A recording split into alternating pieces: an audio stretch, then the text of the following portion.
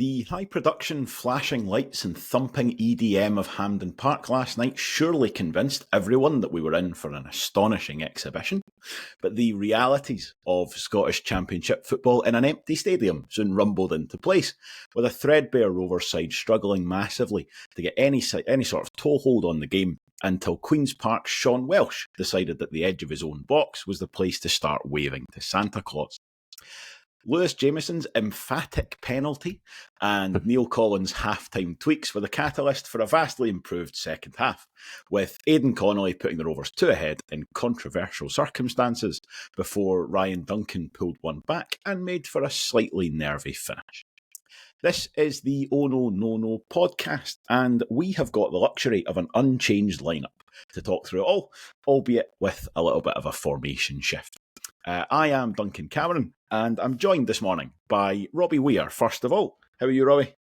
Yeah, well, you were stuck in the middle of the pack last time out, and we stuck you up top, so you must be like Aiden Connolly here. Yeah, I'll go anywhere I'm needed. We've got Scott Fleming as well. How are you, Scott? Aye, really good, mate. Obviously, a lot better after that first half performance. I think we were all kind of a bit miserable for 40 minutes before we got that penalty. But no, hopefully we keep the fortunes that we got with some decisions over the next few games and keep picking up points. I'm fairly sure you're bringing that good fortune, to be fair. I think it's your in-person presence has been the real turning point. Aye, so 6 points out of 6, so hopefully continues next week. Yeah, fingers crossed. We've got Blair Hopcroft as well. How are you, Blair? I'm good, mate. This whole winning on the road thing, we should have been doing this before. It was good fun. Yeah, a novel invention. Yeah. And we've also got Ali Palmer. How are you, Ali? I'm very good, yeah. I'm happy with 3 points. I'm a bit baffled as to how we got there, but I'm not complaining. Yeah, I think if you'd told us that at the 40-minute mark, I don't think you've got very many believers in that stand. Right, we'll start where we always do. Start with the lineup, and probably not the easiest selection that Neil Collins has had to make. We obviously spoke pre-match about the fact that there were question marks over a fair few, and we didn't really get a lot of them, to be honest. So no place in the squad for Scott Brown, as we think we expected, or Jack Hamilton.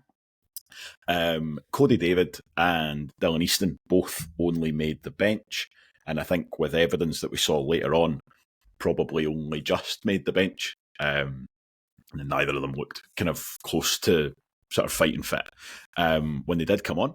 So what that left us with was Lewis Jamieson playing up front on his own, which we discussed, with Kai Montague coming into the starting lineup, but playing very much as a number 10 in that first half, which, you know, I'd kind of asked for, and I think we saw what we probably should have expected out of that. And Lewis Gibson came in to play sort of on the left-hand side. Now, I think in terms of discussion for this game, we've got a few kind of key incidents, but it probably is just as much about the sort of patterns of the game before and after the first goal. Blair, we'll start with you. In terms of that lineup and the way that the team started the game, I don't think it's getting ahead of ourselves for me to say that it didn't work. What? That's fair.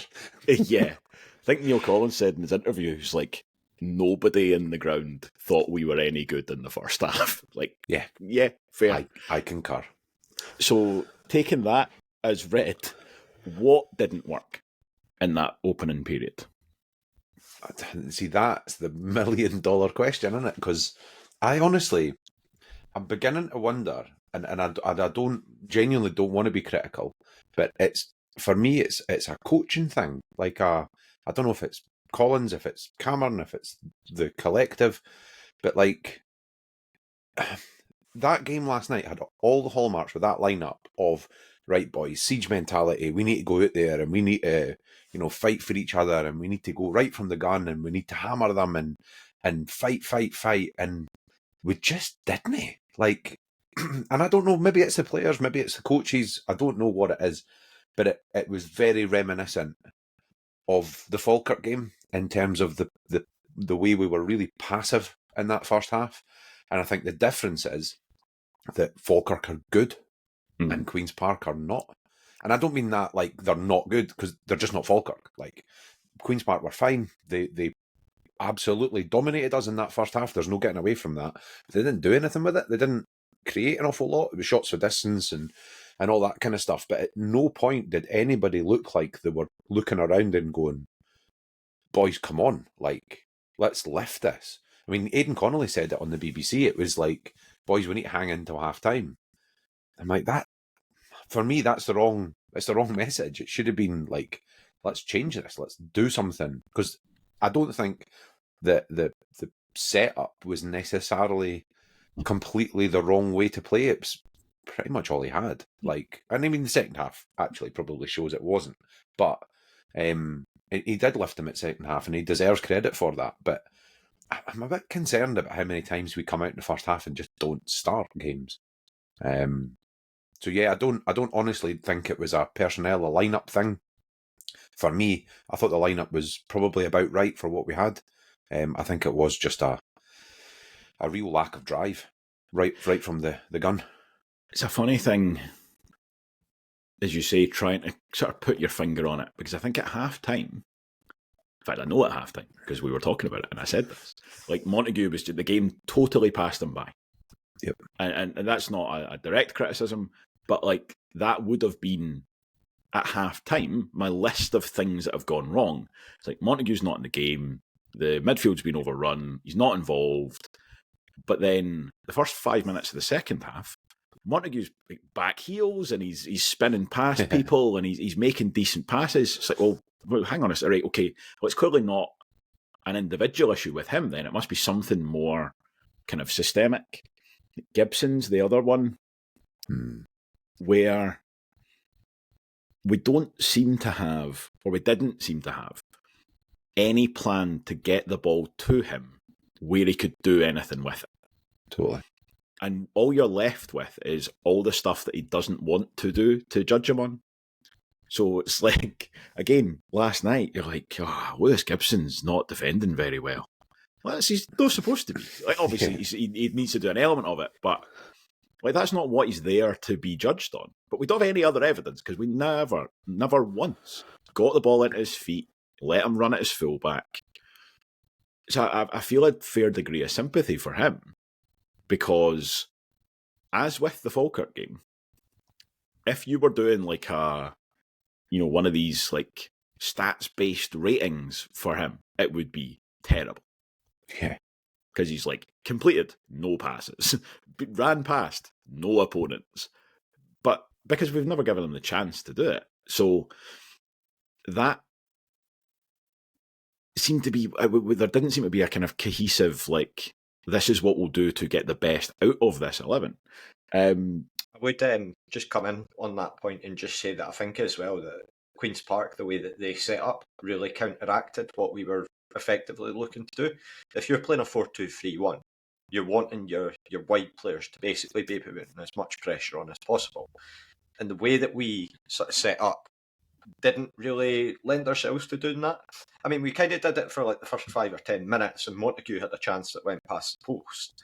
But other than that, we never really got ourselves in positions where you would see the best out of Gibson, Montague and Connolly, along with Jamieson. And then in the end, because Queen's Park are exerting themselves with pressure, you've got the likes of Dom Thomas trying to get on. I mean, Dom Thomas, by his own standards, had a very, very quiet night.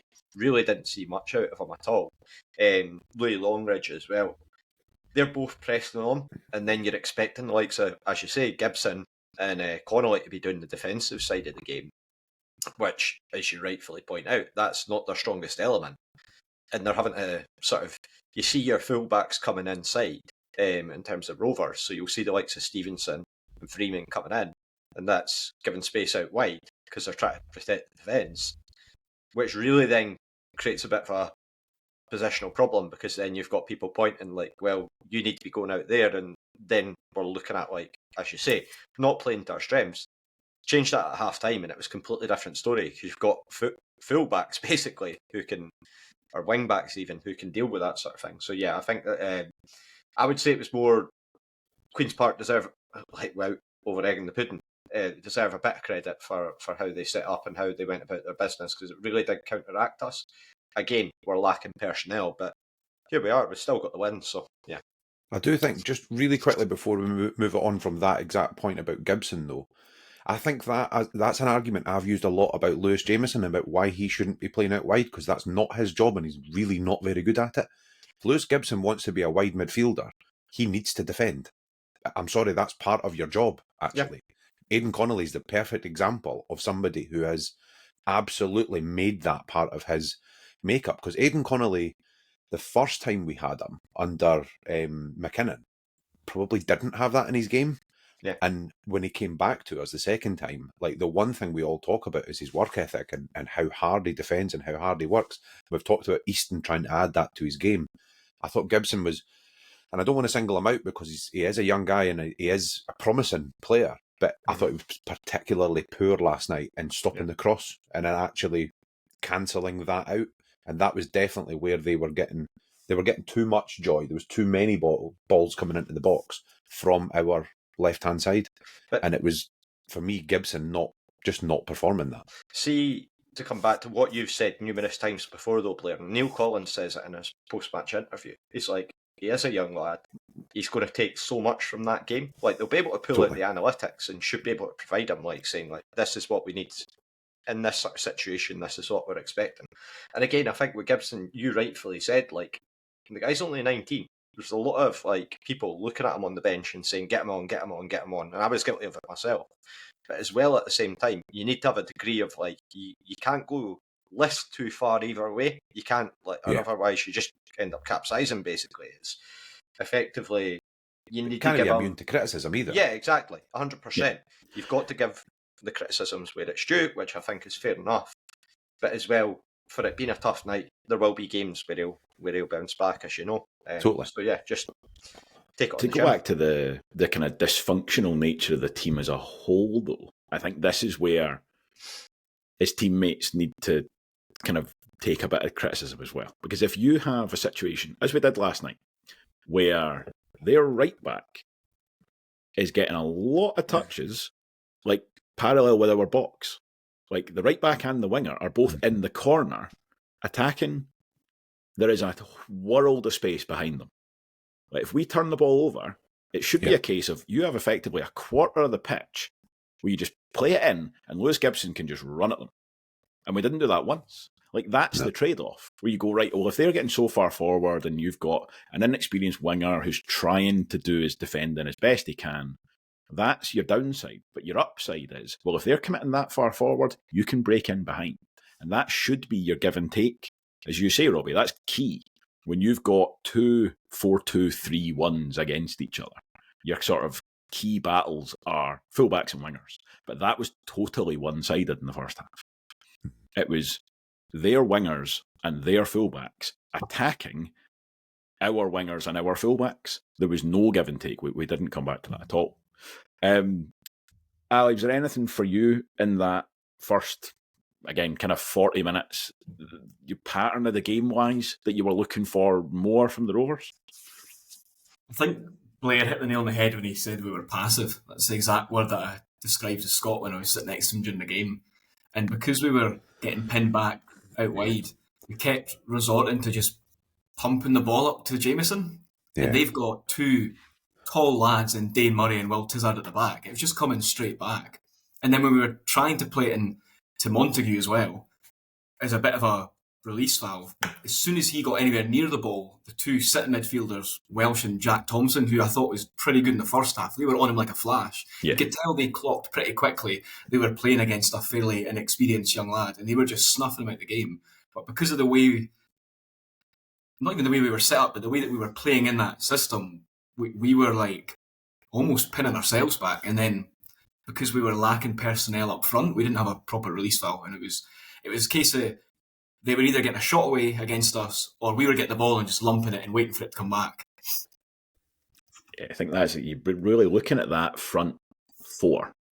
So Connolly, Montague, Gibson and Jamieson. Connolly really is the only one that you would think on a regular basis at this level, if I knock the ball up to him, even if it's not a brilliant pass, there's a good chance he'll be able to, take 2 touches and find a teammate. That's not the game of the other 3, really. I think it probably will become more of Montague's game. But as you say, somebody like Jack Thompson, who's a really, really good defensive midfielder at this level, that's what he wants, is to be playing a guy who's 17. To go back to Robbie's point, Kai Montague will have learned a huge amount in that first half.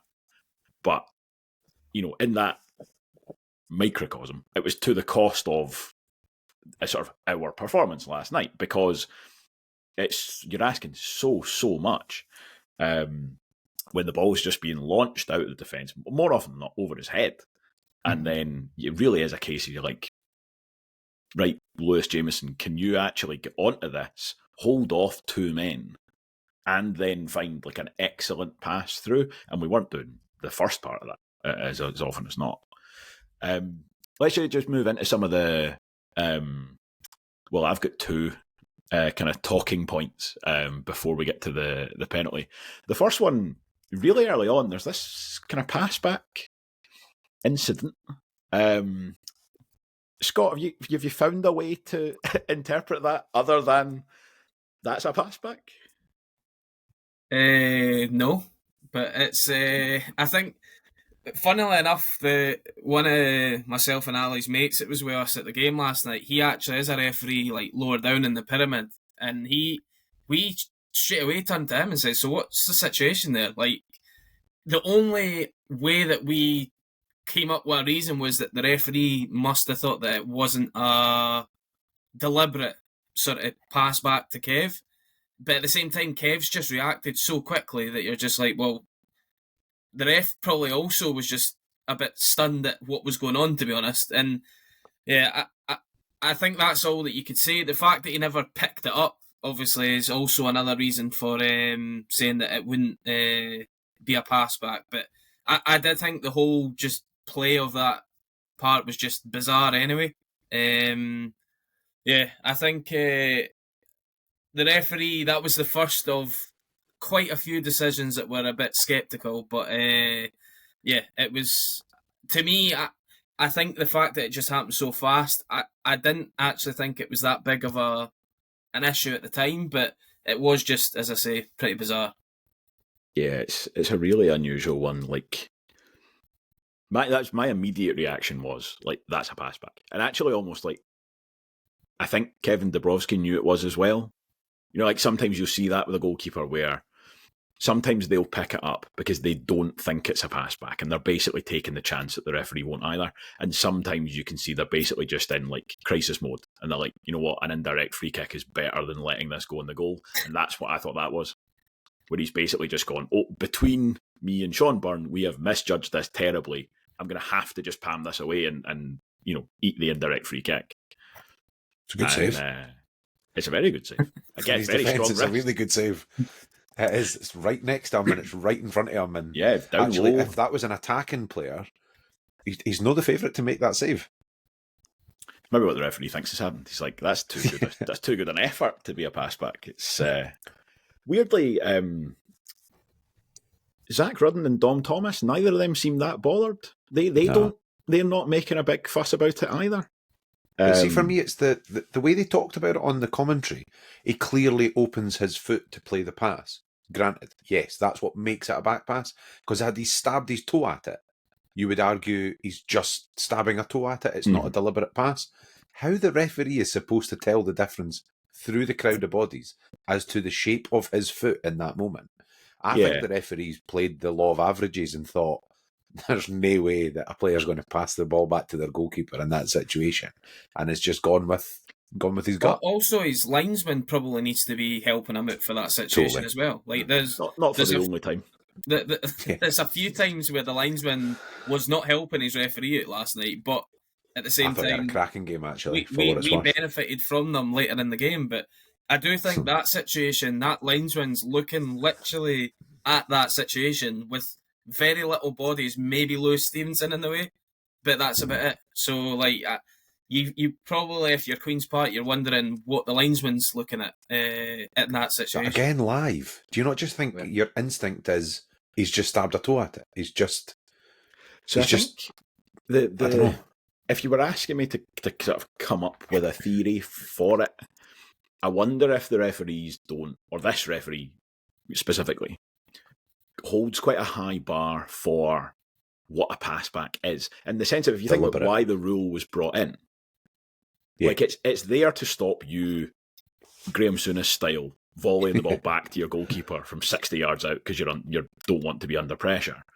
If it's effectively a scramble in the box, is he basically holding quite a high bar for, like, has Sean Byrne thought very deliberately, right, I'm going to pass this back to my goalkeeper, or has he gone, whoa, shit, and then just kind of flicked his foot out? But to me, if it was given the other way around, I would be furious about that, because that, to me, I think the wording in the law of the game is, if you kick the ball back to your goalkeeper, he can't pick it up. Sean Byrne kicks the ball back to his goalkeeper there. That's, frankly, They didn't pick it up. Or, he can't use his hands. Shut up. I know. That was another thing in the ground last night. It's like, what's the exact, how does he, is he allowed to parry it but not pick it? No, that to me, I think that's a good point though, Duncan. I don't think the pass back rule was brought in to prevent that situation last night. To me, that's the correct application of how the law should be interpreted.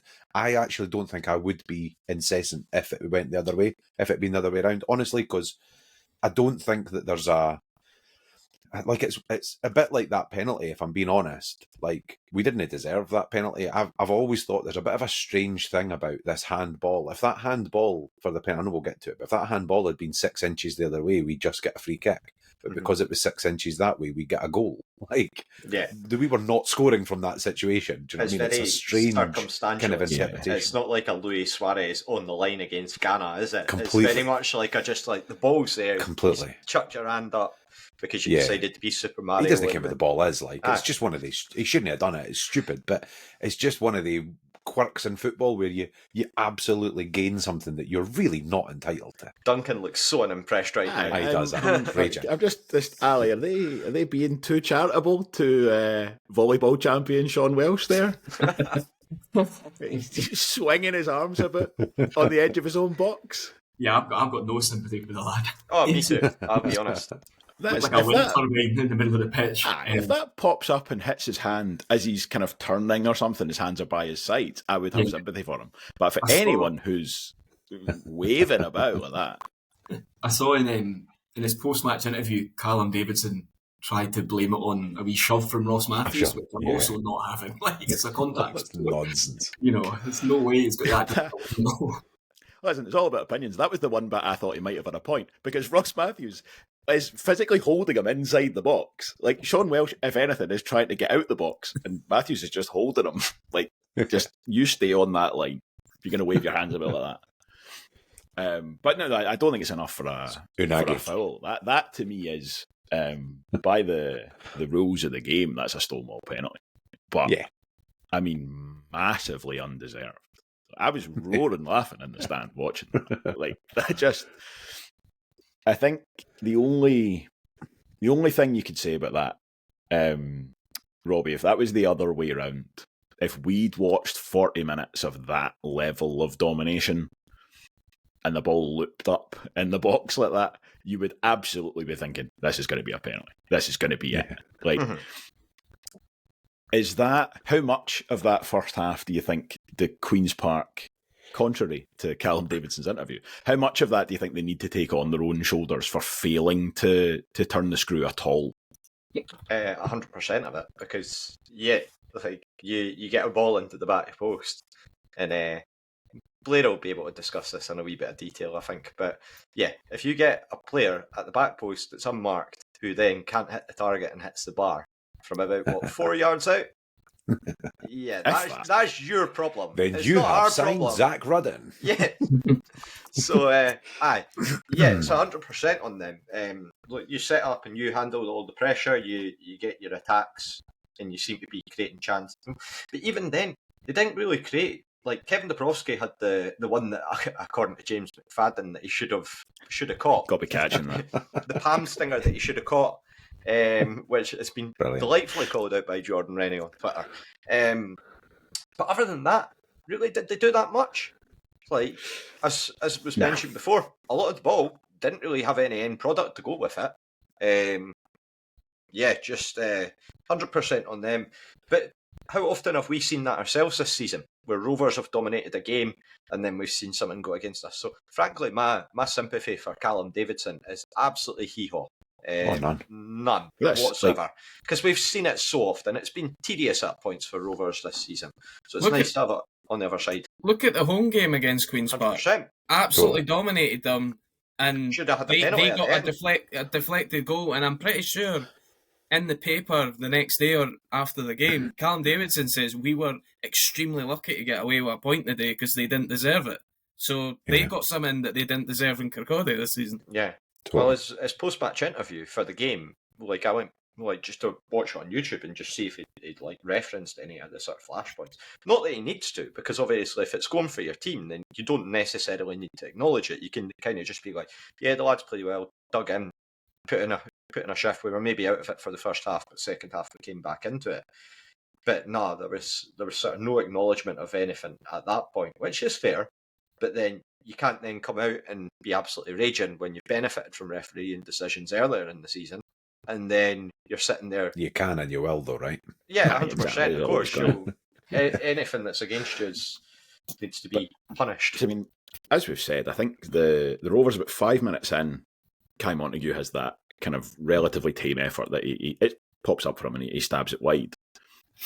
I mean, from then 5 minutes in until we get the penalty, I'm not sure we have 2 deliberate touches in a row in their half. Like, it is, from a sort of territory point of view, almost completely one-sided. But as you say, they did so little with that. That's where I think their problems clearly lie. Blair, I wanted to just revisit something we've discussed previously. Here we go. Pass from Zak Rudden in the previous game that you said was deliberate and excellent. I do. I maintain that, yes. Quite the footballer. Given the significant body of evidence that suggests he can't do anything deliberately at any point, just wanted to see if you were standing by that. Surely at this point, that looks like stopped clock territory. No, not at all. I feel that Zak Rudden is a fantastic footballer, provided he's not facing the goal. I still, like, you call it what it is. I always think it's one of those things when folk are like, oh, he didn't mean that. I'm like, he's a footballer. He meant to do it. So I kind of still think he meant to do that pass. But absolutely glorious, that miss. Like, it was so bad. How on earth he got... For one, I don't actually understand how he got underneath it. The ball just seemed to be there to finish. Like, it changes his body shape in the most peculiar way. I mean, I referred to him last season as the baby giraffe, because it's like he doesn't actually control his arms and limbs. It's like everything's kind of all over the place. But he shapes up in the weirdest way possible to finish that. I mean, he pretty much could have stood still and it'd have bounced off him and went in. Yeah. And he's actively missed it. I think if you did like a question of sport, what happens next? And paused it, you'd think, well, if he's going to miss this, he's going to slice it wide of the near post, or possibly hook it wide of the far post. He's not going to hit the bar. He's going to have to really go some. Like, that's, if that was a defender running in at that angle, he's doing well not scoring an own goal here. Like, this is a good clearance. If you can get that off the bar, you're taking a big round of applause for that. It's a fair play. I actually feel a little bit bad for Zak Rudden on a kind of personal level, because that's just a tough, like... Think you're on your own here? Yeah, quite possibly. That's fine. As a mate of mine often says, that's equivalent to you going to your work and falling off your chair. Like, that's his job. Do you know what I mean? That's what he does for a living. Live on national television. No sympathy there. It just feels like if they had... And I don't know their squad particularly well, but if they had any alternative option, he's not coming back out for the second half. No. I mean, if this was last season, it's Rudy Payton. It's just like any other... You know, we talk sometimes about, if you put like a 20-goal a season striker into some, like any of these teams in the league, they'd go from being 7th to being 2nd. I think just a run-of-the-mill striker and Queen's Park are one or two up in that. Like, I was going to say, just quickly, the other person who takes a bit of blame in there is Louis Longridge, because he could have scored. He's basically facing up the goalkeeper. Slot it in the bottom corner with your right foot. Like it's there to be done. But I have no idea why he puts it across the box. But we said beforehand, like Queen's Park, you know that they're going to be organised, and you know that they're going to be, you know, they'll put the effort in. And I think we did see that, as we've already said, you know, in terms of the way they set up and they sort of won the tactical battle in the first half. But it was a question of, do they have the quality? Do they have the kind of inspiration to go and actually do something with it? And just they did not in that first half. Like, I think just that there's a number of teams in the division that would have been 2 or 3-0 up on us at halftime, without really having to do too much different. But see that the miss itself, I think that if you watch back on Rafe TV and you just watch Rudden after it, he ends up behind the goals, and then straight away his body language has totally changed. He looks like it's just broken him. Like, just clearly stopped having any belief at that point as to like where he was at and being able to get goals. And that was really the moment that you sort of felt like this was very much like the peak of riding your luck. And if we can get up the pitch, then see what happens. I mean, we'd not done anything to really inspire any confidence up to that point. But yeah, just an absolute horror show for Zak. It was almost as if he knew that he had scored and he was ready because he knew that the Rovers fans were at that end and he was about to go and celebrate. And then it was just like, oh, he's missed. If Scottish football did Secret Santa, it came up trumps last night. Like that was glorious. That was a £5 at a charity shop right there. Magic. And I think just sticking on the subject of riding your luck, we've seen Callum Ferry pulling off some ridiculous saves against us over the last couple of seasons. I think we possibly got away with one with a penalty there. Lovely. Scott, from the vantage point that you had in the, I don't know what stand that is, miles away in the stand. Do you think he'd kept that out initially? Well, we were all saying around this, like, how poor we had been in that first half and how fortunate in the end we were to get that penalty. I think we were just like, well, he's probably going to miss just because the way that the game had been going. And then it looked like, for all that we could see, for about a couple of seconds maximum, that he had saved it. And then you're just, oh, the ball's actually behind him. Oh, they're celebrating. That's a goal then. And then, but I only just from the highlights actually seen that the ball did actually roll and hit the net. I thought, for all that I knew, that the ball had never hit the net at any point there. I was just like, well, that just tells you everything about that goal, just the fact that it just crept over the line. But, I mean, the only thing, it was a terrible penalty, but the only thing that you could say about it is that he's actually put just enough power to make it squeeze underneath. And the fact that the turf was probably a little bit wet for the rain before the game as well, that it's just managed to squeeze underneath. Because I think if he had hit that even just a little bit off the ground, Ferry's got that completely saved. And then you're going, well, what a shocking penalty that was. But no, again, Jamieson scores in front of the BBC on a Friday night as well. So it'll do his confidence good to just get another goal. But yeah, I think I definitely thought they had saved that for 90% of it anyway. I think if he puts it slightly closer to the corner, it's probably saved. It's actually because it's just that little bit in. Ferry almost dives past it. But fully fair play to Lewis Jamieson for celebrating that completely emphatically, as if he just rifled it in the top corner as well. I don't want any of this, like, oh, got away with that. Nah, right down to the knee slide. Get it up you. The ball's in the net. It's all that matters. Like, as if we just I can't believe he knee slid. It was so funny. Just like, more it's the proof worst that he's penalty. Just more proof that he's an out-and-out centre forward. That's He is. Yeah, definitely. It's the fact that he knee slid and turned around and went, nah, nobody's with me. That's fine. I'll get up. Yeah, as far as halftime leads go, probably one of the lesser expected ones as much as anything, because we really just had offered nothing. That last 5 minutes, they looked rattled, to be fair, and the Rovers certainly did look energised. But Neil Collins, didn't kind of rest on his laurels. Didn't see that 5 minutes and decide to keep it going. He makes a a relatively significant change at half-time. Liam Dick comes on for Lewis Gibson. So immediately, we're shifting away from the back four to the back three. Stevenson and Freeman sort of going in to play as wing-backs. But possibly the more novel aspect of this was that he really then went to a front two. And regular listeners of this podcast may remember a few weeks ago, Alan Russell was on and he was widely derided for his suggestion that Aiden Connolly could play up front. And I think that's all we need to say about that. I don't want to go into that in any more detail. Blair, in terms of those changes, there is a bit of a kind of double-edged sword on this. So how much credit are you willing to give to Neil Collins for making those changes, and how much does that atone for what might be a case of basically getting it wrong in the first place?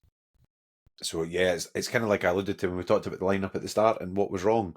He does deserve credit because he recognised an issue and he corrected it. Like, so you've got to give him credit for that.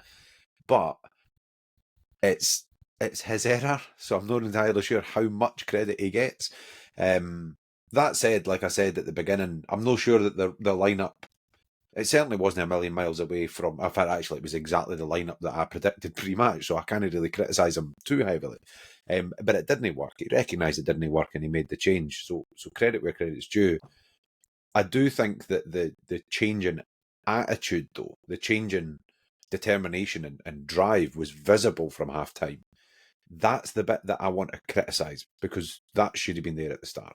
No matter what the formation is, we come out and we go. And I just didn't feel like we came out and we went, but we definitely did in the second half.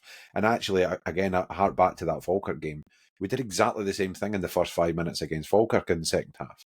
We came out and we went at them, and then they scored, and we just stopped. And it never happened ever again. And it just seemed to be kind of written away into the history books. But yeah, there's something still a bit odd about the whole thing, and about the lack of kind of ability to get the team up for things. Or then the apparent ability to then correct that and get them up for it in the second half. Like whatever's happening at half time, he needs to be doing before the game. So whoever's doing that team talk, maybe it's not him, I don't know. Maybe Mickey's coming in and swearing at them all and throwing things at them. I again, but whatever it is, something needs to change in how we start games.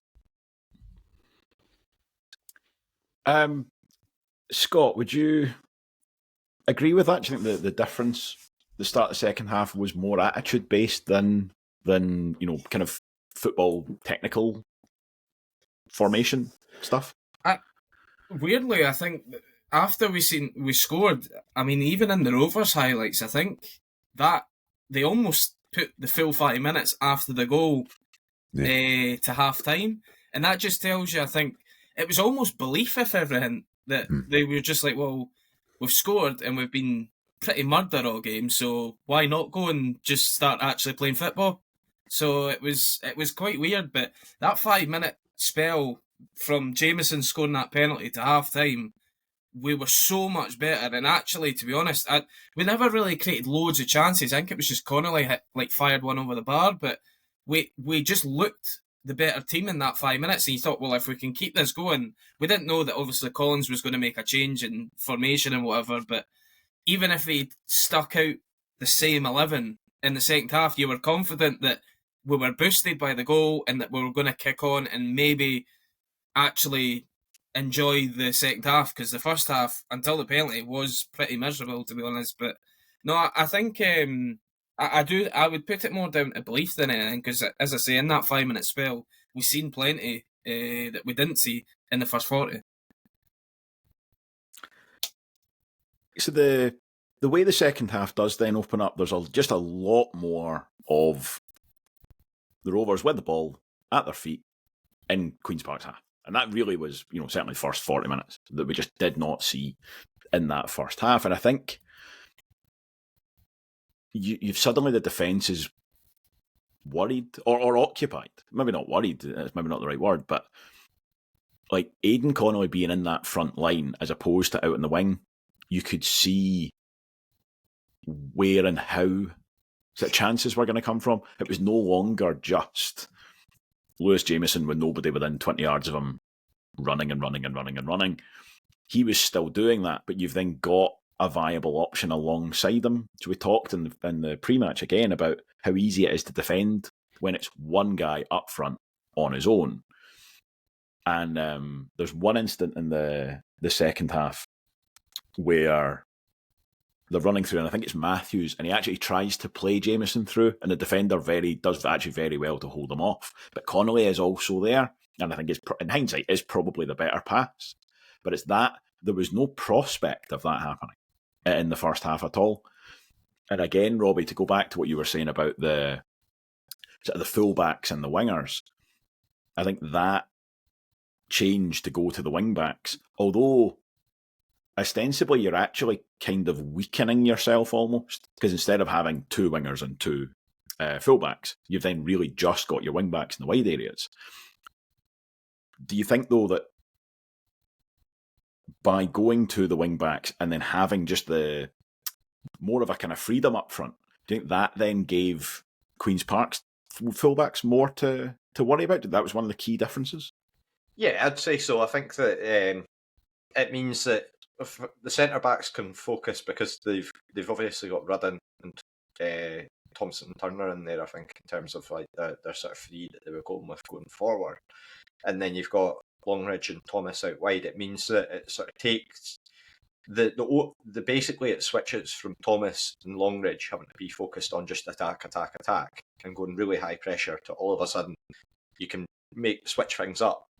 I would also want to single out as well quite a lot for praise Sean Byrne and Ross Matthews, because I think that they came into a game so much in the second half, and particularly Sean Byrne being able to get forward with the ball. And it was one of those ones where because you had Montague in a role where he could sort of link up and he could feed off both of Jamieson and Connolly, it meant that Sean Byrne and Ross Matthews kind of could be a bit more aggressive to get up the pitch, support, and then in turn Montague, just with the way that he plays his game, because he's got that technical side where he can sort of do these little flicks, and even though he's very young, still got the ability, and it's there for everyone to see. Once you can start to sort of harness that, and then it laterally switched to Dylan Easton, who I thought, again, absolutely superb when he came on. It just offered us so much more attacking impetus. So yeah, I'd be more favoured to sort of say it was the formational change that made all the difference, as opposed to sort of any sort of attitude or things like that. Obviously, there is still aspects of it, but yeah, I think that the formational change, it just completely threw them, Queen's Park.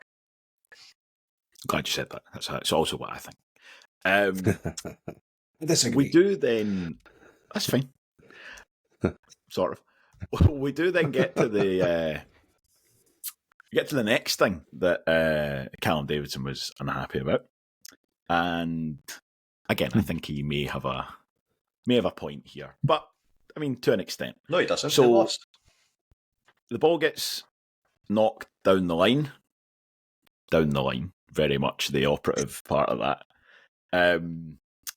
Aiden Connolly is being harassed by Man Mountain Dane Murray, who, in a bold move, just shouts, "That's out," and turns his back on the ball. The linesman disagrees, and Aiden Connolly just whips away into the box, and it's an excellent finish. He kind of rifles the ball right into the roof of the net, gives the goalkeeper no chance. At the time, Blair, from where you were, do you think the ball was out of play? I have to be honest and say no. From where I was, which was, I actually saw you guys, you were kind of a wee bit closer and further down towards the corner. I was a wee bit kind of further up, probably in line with the 18-yard box and a bit higher up. It's one of them for me, and I'm going to stick my colours to the mast completely and say that I still think the linesman and the referee got it right, in the sense that had they given it the other way, they would have still got it right, because there's absolutely no way that anybody can look at that and say categorically it's one way or the other. Because, I mean, we've seen it before, and I mean, and Les brings up that I think it was Japan, wasn't it? The ball that was like millimetres. And if you're going to go down to that level of detail, which we have to because that's the law of the game, then there's an element of guesswork. And the linesman is the person who is best placed to make that call because he is stood right in front of it. And when he's looking down, if he doesn't see daylight or green between the ball and the line, he's got to either make a judgment call that from my angle, I think that's probably out. I'm going to flag. That's the easy option. And I think that's the option that every linesman would have taken. But he's my favourite linesman because he made the call that was there in front of him. If anything, I think the ball was probably out from the Sean Byrne pass because of the loop that it took and the way that it landed. I think that's probably the more likely bit where he's got a point. But at the point where Connolly nicks the ball back in, I honestly, from the angles, yes, it looks out, but you can't possibly tell. And so you learn when you're 10-year-old playing football, play the whistle. It is the simplest rule in football. That guy has a whistle for a reason. And when he wants play to stop, he will blow that whistle. And until he does, you play. And actually, the bit I love, sorry, I'm ranting a wee bit, but the bit I love, because I've done it myself, when you're coaching, I mean, I've only coached younger kids kind of thing, but you referee the game at the end of training and you do it. And as the coach and you referee it, I don't. That ball's it. Nah, play on. I can't stop him for a throw in and everybody argue. Get on with it. Just play. And Collins mentions that in his interview. He's like, he's used to my refereeing in training because I didn't give the ball out either. I just let them play on. And masterclass. That's the cardinal sin. Like, regardless, totally. It's not playing the whistle. Like, yeah, I thought it was out twice live because it sort of loops over the linesman's head, and he sort of looks down, and he's like, "That's still in play." It loops up and over his head, and he looks down, and he's like, "It's in play again. It's fine. Carry on." It's like, I'm not entirely sure. And then, yeah, when it's down the corner again on the sort of balance of probabilities, probably is out of play, but. The thing, again, and I don't know why I'm being so harsh on Callum Davidson, I really don't care what he says or thinks, but there needs to be a bit more introspection there in terms of, like, the penalty's maybe slightly harsh. Yes, maybe you should have had an indirect free kick, but there's a lot of football to be played around that. And with this one, what he's effectively arguing is, we should have had a throw-in next to the corner flag in our own half. Like, okay, cool, good. Like, you might also want to defend for the rest of the game as well. Like, it's not. I don't know. It's not like a handball on the line that he's missed. You know, that is in the grand scheme of a game. That is a minor decision. You should be able to cope with not being given a throw-in. And they've just completely fallacy that the linesman missing the ball going out, if he has, is maybe 15% of the fault there, and 85% of the fault is Dane Murray switching off and not just dealing with it. And see, just to jump in at that point as well, you've got to give so much praise to Aiden Connolly because he's still got all the work to do. He's nowhere near a position where he can fire the ball into the net when that first starts off.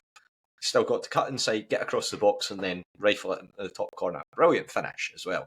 Like, it would be so easy to send that into the near areas of the stand. I would say Rose Ed normally, but it's obviously not going to happen at Hampden. But yeah, it would be very easy to choke under pressure, particularly given that he's not had a goal since the League Cup, I believe. So yeah, all praise to Aiden Connolly for just keeping his head in that situation. But that's Aiden Connolly 101. He's done that over the last few months so much in terms of, like, just not losing the rag, focusing on what he needs to do, and then when the moment comes, he's taking his opportunity. If I was Callum Davidson, I would be raging at my left back because Dane Murray is shepherded out, and he, right at the very end, he maybe gives up on it a little bit and thinks it's out. He shouts that it's out. Connolly nips past him. Okay, you can understand that a bit, but I reckon Connolly travels about 6 to 8 yards before Josh Scott even looks at him. He's too busy looking at the linesman and standing still. And at that point, they've got no chance of closing Connolly down. So I think you're talking about introspection. I think it's not even just the incident, it's how Queen's Park reacted to it. They left the door open for us. So Connolly did quite rightly take it. That's it. And Scott, do you think at that point in the game 2-0 had sort of become a fair reflection, given what had happened since half-time?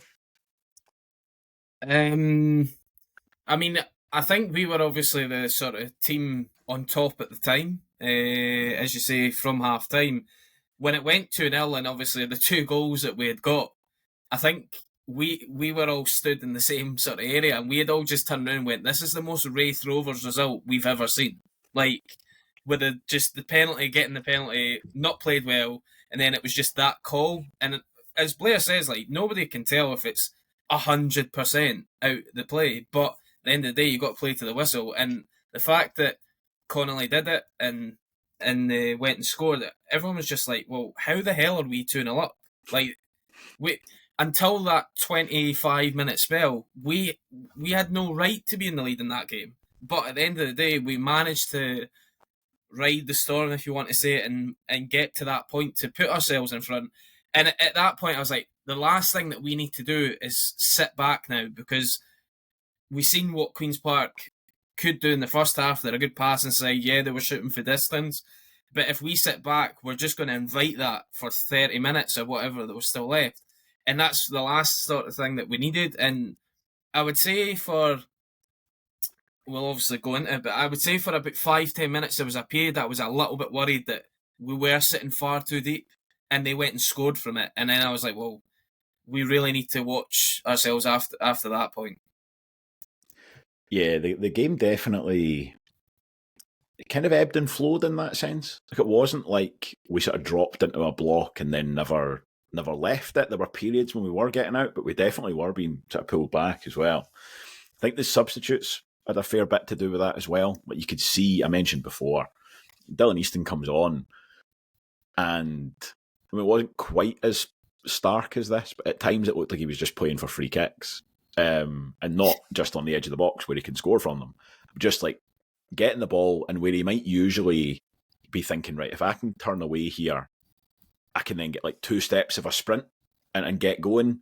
And it was like he was sort of turning away and then turning in again, and like, could you just kick me over? I'm really like, I've not got the legs tonight to go and actually try and sort of really break away.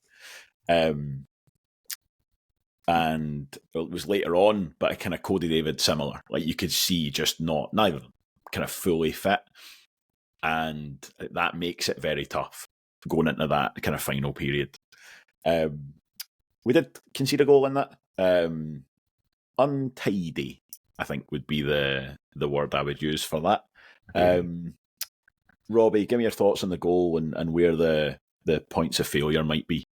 Yeah, I mean, it comes in a sort of second phase of play. A ball comes into the box and then sort of comes across Paul Hanlon. Sort of, it's almost like he slices the clearance in a way. I don't know if it's just the angle that his body was at and just the connection that he got to it. So it doesn't really make that much traction as to getting it clear. And then the ball comes back and it's up in the air, and Aiden Connolly is sort of under it. Again, Aiden Connolly, unless you're playing against Kirk Broadfoot, not really potentially known for his aerial prowess. So, yeah, unfortunately, just kind of a wee bit under it, to the point where the ball just goes past him. And to be fair to the lad Duncan, it is actually a very good finish. Comes across. Yeah. Maybe Dabrowski could have done a bit better, but I think that might be a bit harsh to say. It looks like it, from the angle behind the goal, it looks like it kind of comes across. But again, you factor in that there's so many bodies ahead of him. And really at that point, you're thinking, oh, nah, this better not be Wraith Rovers rearing their head again after we've managed to get a 2-0 lead in such dubious circumstances. So, yeah, a bit frustrating to see us not manage to get a clean sheet, unfortunately. But again, given the opportunities that Queen's Park did have in terms of the clear-cut ones that came up, yeah, you've got to give them a bit of credit as well.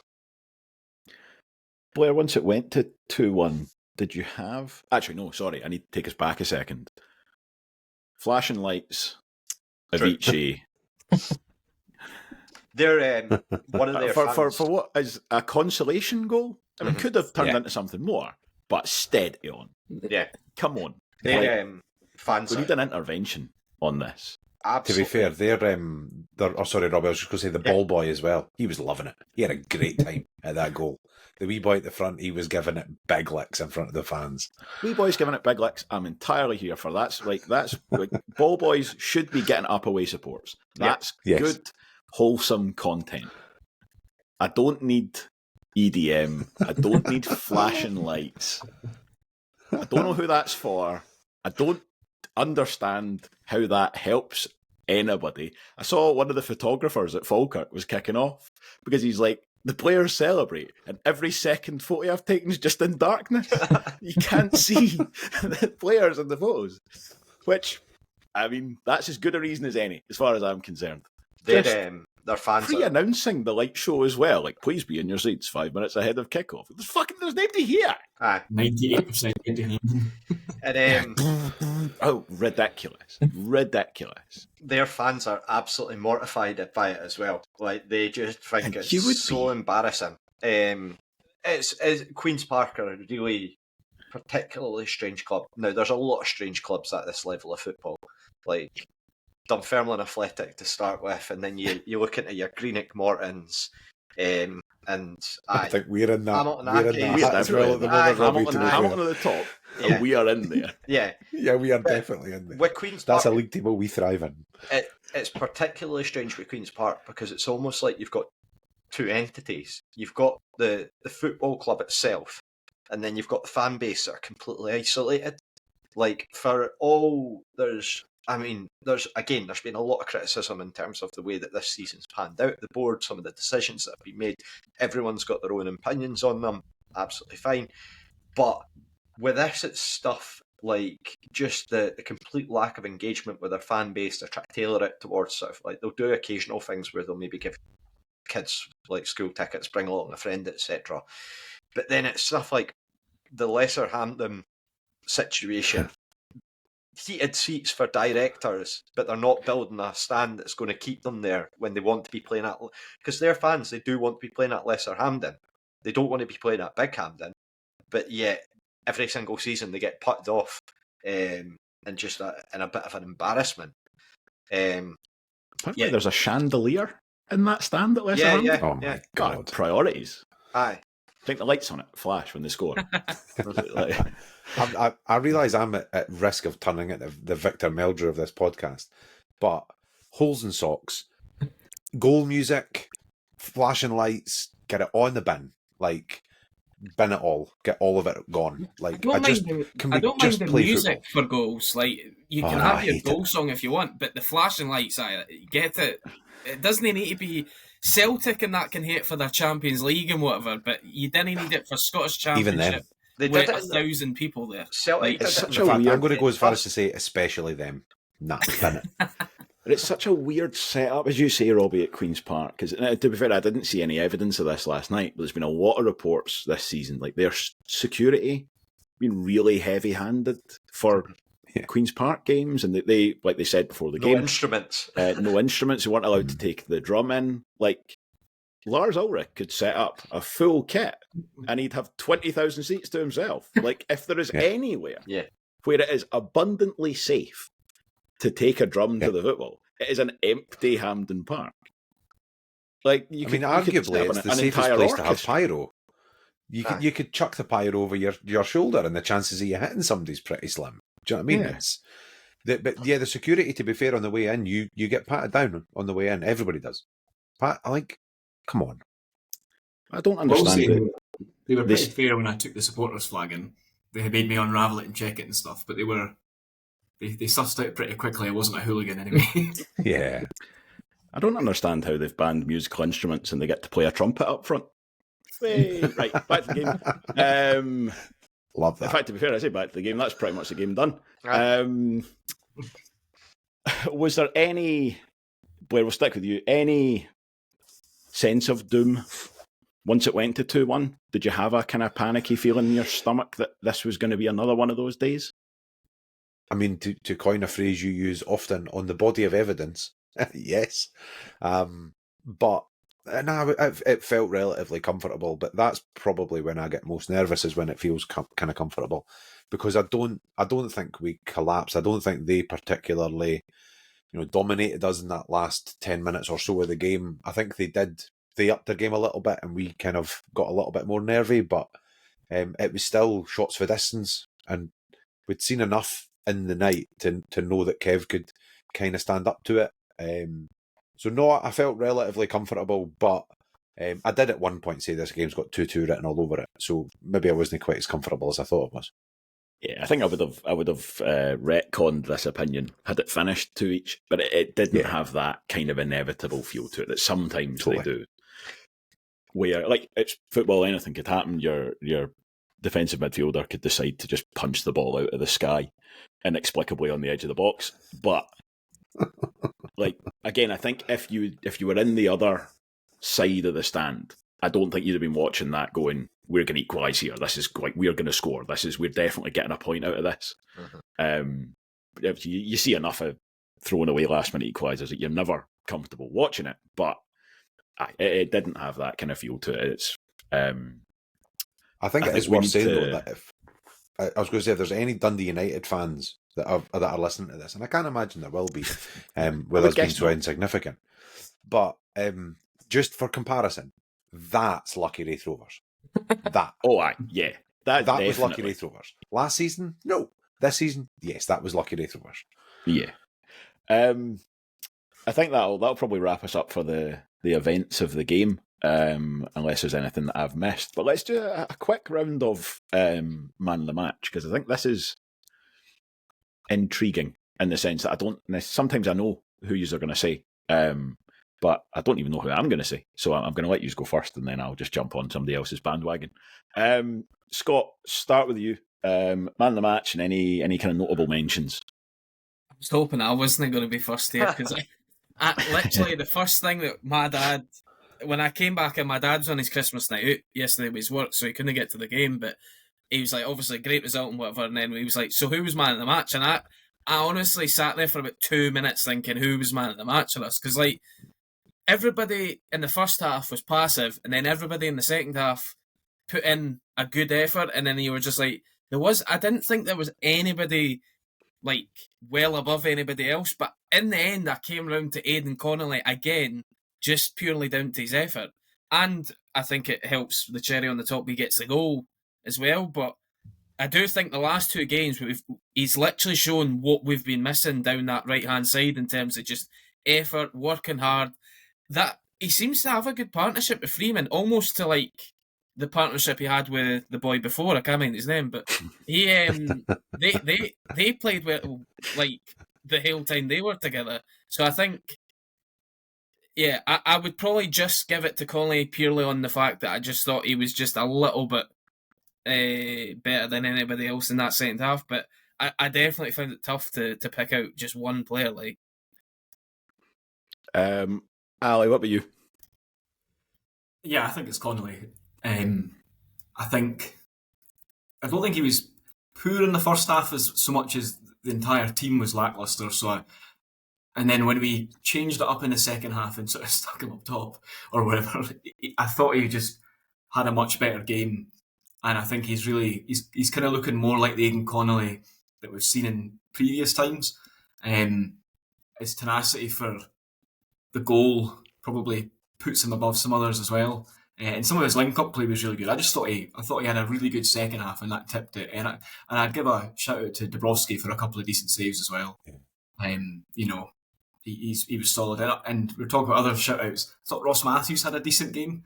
A bit passed for the first half, but I thought he came into zone again in the second half, and him and Byrne have linked up quite well. And he was getting stuck in the second half, and if we were going to win the game, it was by hook or by crook, and Matthews could have epitomised that. Yeah, definitely. Blair, who's on your shortlist? Yeah, I'd actually echo everything Ali's just said. I not to massively disagree with what Scott's saying, but I actually thought Aiden Connolly was head and shoulders above pretty much everybody on the pitch, actually, when you put the 90 together. Because, like Ali said, first half, it was a passive performance, but I did think he still gave you the effort and the dig. And I mentioned earlier about stopping the crosses and how Gibson wasn't doing that. I thought Connolly kind of was because they were getting a lot more joy down the one side than they were the other. So I thought he was very good, but Kev can probably consider himself unlucky not to get man of the match because he made probably 3 really good saves, actually. And again, it's a player who has quite rightly had a bit of criticism this season, but actually I thought he had a really good game as well. You including the one from Sean Byrne as one of his 3 good saves? Yes, I actually am. Genuinely, And the one he should have caught. And the one he should have caught. What he should have caught, genuinely, to get down at his... I don't know how he does it. At his height, to get down that quickly, that close to his feet and get a strong hand to it. Fair play. And Robbie, for you, anything to add? I mean, I'm going to guess that you're not going to allow me to put the linesman who was at the southeastern section of the ground as the Zak Rudden. match. But Zak Rudden. I'd have to agree with Aiden Connolly. I think that just to come back into the team and to put in the performances that he's putting in, brilliant to see. And I think it's something that we've all hoped that would happen. Again, I personally, I was relatively in a position where I thought that it was going to be very tough for him to break back in, but he seems to have done it very well. Him and Freeman, as Scott rightfully says, seem to have linked up really well. I think that partnership, we're getting a few wins with that partnership now. And other than that, I would say second half, I think that Byrne and Matthews, I know I mentioned them before, but I think the 2 of them just did really well in terms of how we went about changing the game, and to take it from a performance where we were really on the back foot to more on the front foot. I think the formational change allowed for them to exert themselves on the game, which in turn just meant that we looked so much better in the second half. But yeah, I would agree with everyone then that across the piece, I don't think there was anyone that was like too far away from like. I think it was generally second half was good performances, but nobody was exceptional, I would say. But that's not to take away from the fact that we've got a win away from home, which is brilliant because we've long overdue that. So, yeah, Freeman probably deserves a mention too. Yeah, 100%. Aye. To be fair, it's actually much like Aiden Connolly. Like Aiden Connolly is not the flashiest of the wide players that we've got by any means at all, but he really shows the value of that kind of footballing intelligence and the hard work. And the kind of discipline and knowing when to do what, as opposed to, just like unfiltered effort, which you get from a lot of guys. I would have to agree that Aiden Connolly was the man of the match for the Rovers, if we're discounting Zak Rudden and the officials from that. But to your point there, Robbie, I think you're absolutely right. I think the first half was a very poor team performance. There wasn't really anybody at halftime where I was like, he's been terrible. He's been like, it was just as a team, a very low score across the board. And then the whole team stepped up second half. But yes, if we're singling out an individual, I would have to agree. Did you get a chance to catch Neil Collins' post-match interview? I saw the interview that he did with Davey. I didn't see his one with the BBC. Yeah, I thought the one with Davey is really good. And Neil Collins, he's had a lot of flack in terms of his interviews, like quite recently. So I think it was good to see him just chat for about like 6 or 7 minutes. He's really, really candid in it. Now I've got this thing where I feel like, and it was much the same with Barry Smith. Like, I feel like some people dislike Neil Collins because of the way that he talks. It sounds really stupid to say that, but some people just listen to him in interviews, and because of the tone of his voice, they judge him. It's so daft to say, but people will think that way. He just comes out and he just basically goes like, look, first half, nowhere near it. Everyone acknowledged it. Gibbo, he's got to learn a lot from that game. And then just said that in the second half, like, people will say, oh, we got the luck with the goals, but nobody was talking after the game against Queen's Park at home, and he just said, like, look, we came here with a load of injuries. Nobody cares. Nobody cares. And I think it's really just a very good interview to listen to, just in terms of what he's been saying and where he's at. I'm fed up with sort of saying that we've turned a corner, so I'm not going to go into any sort of semantics like that. I think that the performance in the first half wasn't good enough, but here we are, we've managed to get a win. We're closer to the promotion playoffs somehow than we are to the relegation playoffs now, albeit Partick and obviously the rest of the league, Dunfermline, etc. still play today. So yeah, I think that just keen to see how we are sort of going forward, because obviously we've got the Livy game a week today, and then after that we get to January where we're looking at sort of the window, and we've got Jordan Doherty already signed on the books. You'd imagine he'll be straight in to go.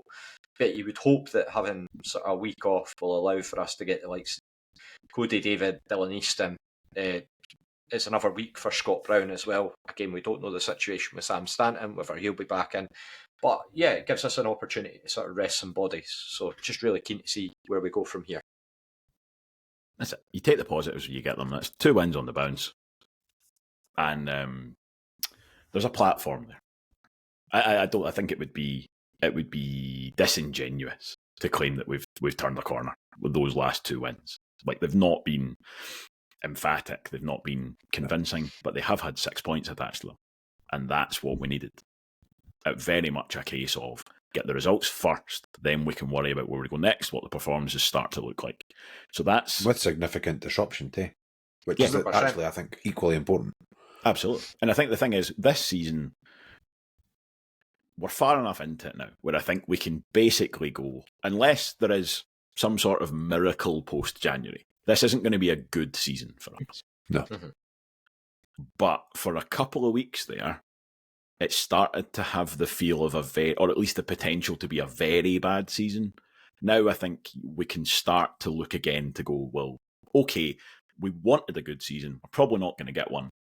Now this starts to look like a transitional season, Yeah. which, if that's the best we can get, that's fine. This is about the third time that we've said this, by the way, as well. I know. Well, caveat That's- that, like, because it feels like in 2 weeks' time we'll be sitting here like, "Fuck, what's going on?" But This is it. It's just a case of, like, you take the points where you can get them and you start to look up the table if you can. So, Yeah. as you say, big game coming up, 28th, we've got Livingston at home. I still, with having had time to reflect on it, I think we've basically been better than Livingston twice and come away with no points. So it'll be interesting to see what happens there. They are looking more and more actually like they might be able to hang on to Falkirk's coattails and turn that into something, which again, kind of 6 weeks ago, that looked kind of beyond. So very, very interesting to see what happens. As with everything else, the Christmas period sort of throws the podcast schedule for a loop a little bit. So I haven't a clue when you'll next hear from us, but there will be a preview of some type for that Livingston game. And yes, so thank you for listening, and we will see you then. Thank you. Goodbye. Merry Christmas, Merry Bob. Christmas, Bob. Oh.